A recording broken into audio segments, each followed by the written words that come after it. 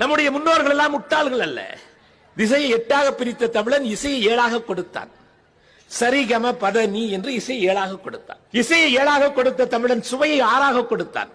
அறுசுவையோடு சாப்பிடுகிற பழக்கத்தை நம்ம தேசத்துல வேற எந்த தேசத்திலும் இல்லை. சுவையை 6ஆக கொடுத்த தமிழர்கள் நிலத்தை 5ஆ பிரிச்சான். குறிஞ்சி முல்லை மருதம் நெய்தல் பாலை என்று. காற்றை 4ஆக பிரிச்சான். காற்றுக்கெல்லாம் பெயர் வச்சது வேற எந்த மொழியிலும் கிடையாது. தெற்கிலே இருந்து வீசினால் தென்றல், வடக்கிலே இருந்து வீசினால் வாடை, மேற்கிலே இருந்து வீசினால் கோடை, கிழக்கிலே இருந்து வீசினால் கொண்டல் என்று காற்றை 4ஆக பிரித்த தமிழன் மொழியை 3ஆக பிரித்தான்.